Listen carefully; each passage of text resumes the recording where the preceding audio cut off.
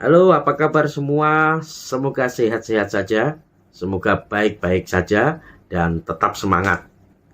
Jumpa lagi dengan saya, Nanang Priya Utomo, di channel YouTube pribadi saya. Pada kesempatan kali ini, saya akan menyampaikan sebuah materi yang berjudul Revolusi Hijau Melawan Revolusi Mental.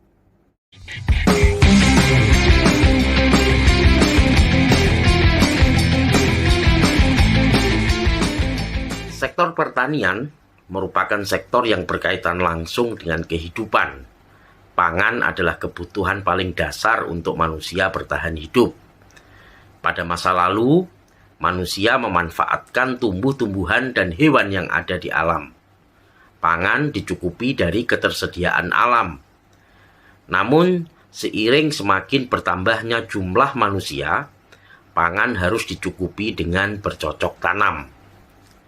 Selama ribuan tahun manusia bercocok tanam dengan cara-cara alamiah. Pada zaman dahulu, pertanian dilakukan dengan memanfaatkan apa yang sudah disediakan oleh alam.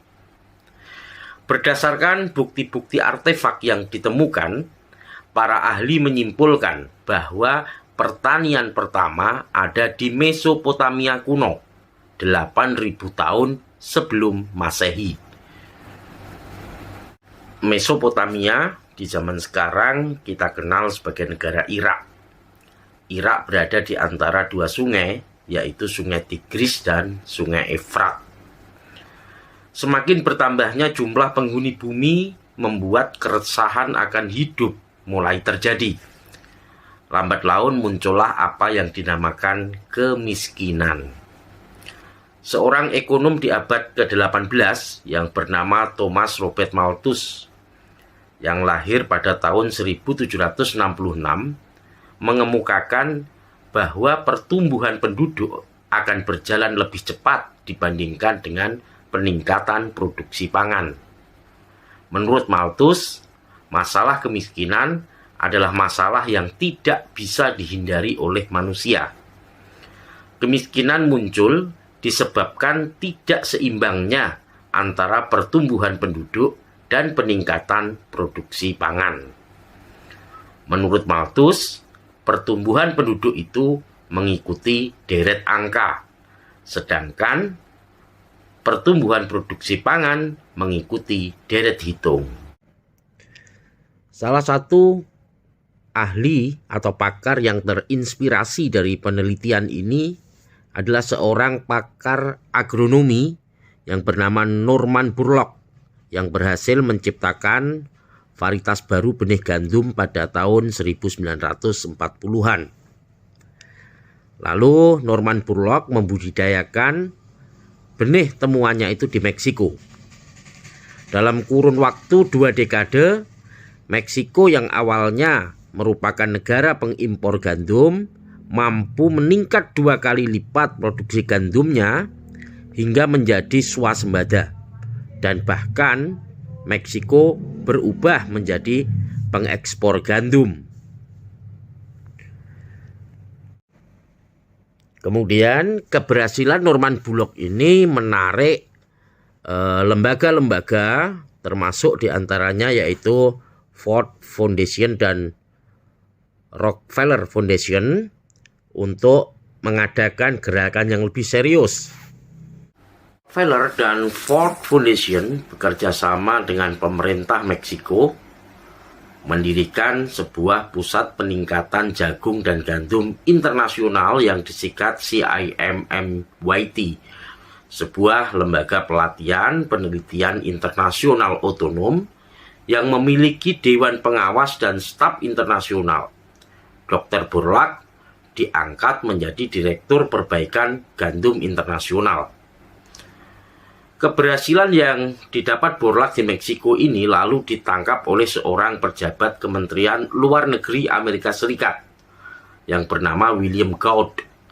Dalam pidatonya, Gaud mengatakan bahwa ini bukan revolusi merah seperti di Soviet. Ini juga bukan revolusi putih seperti di Iran. Saya menyebutnya ini sebagai revolusi hijau. Revolusi hijau kata Gaut, bukan kudeta militer, bukan pemberontakan, juga bukan reformasi politik, tapi revolusi hijau adalah transfer teknologi untuk peningkatan hasil pertanian. Revolusi hijau adalah upaya dan cikal bakal kemajuan teknologi pertanian untuk meningkatkan produktivitas hasil pangan. Tujuannya adalah mengubah penggunaan teknologi tradisional pada sektor pertanian dengan menerapkan teknologi modern untuk hasil yang optimal. Revolusi hijau dilakukan dengan melalui penggunaan pupuk kimia, insektisida, penciptaan bibit hibrida, dan juga mekanisasi pertanian. Revolusi hijau pun mulai diterapkan di negara-negara lain seperti di India, Pakistan, Turki, dan negara-negara lainnya, termasuk juga di negara kita, di Indonesia. Pada tahun 1962, Rockefeller Foundation dan Ford Foundation mendirikan sebuah badan penelitian tanaman di Los Banos, Filipina. Nama badan tersebut ialah International Rice Research Institute atau IRRI. Kalau kita sering ngomongnya IRI begitu. Nah, dalam waktu 6 tahun Filipina berubah dari importir beras menjadi eksportir beras. Begitu pula di India dan Pakistan juga terjadi perkembangan yang luar biasa. India dan Pakistan yang awalnya itu importir gandum, dengan adanya revolusi hijau itu lalu bisa berubah menjadi swasembada gandum. Nah, lalu bagaimana di Indonesia? Bagaimana pelaksanaan revolusi hijau di Indonesia? Apa bentuk pelaksanaan revolusi hijau di Indonesia? Apa hasilnya? Lalu apa dampaknya? Dan baik itu dampak positif ataupun dampak negatifnya, tetap ikuti dalam video lanjutan di bagian yang kedua, tetap di channel YouTube ini. Begitu, semoga apa yang saya sampaikan ini bermanfaat.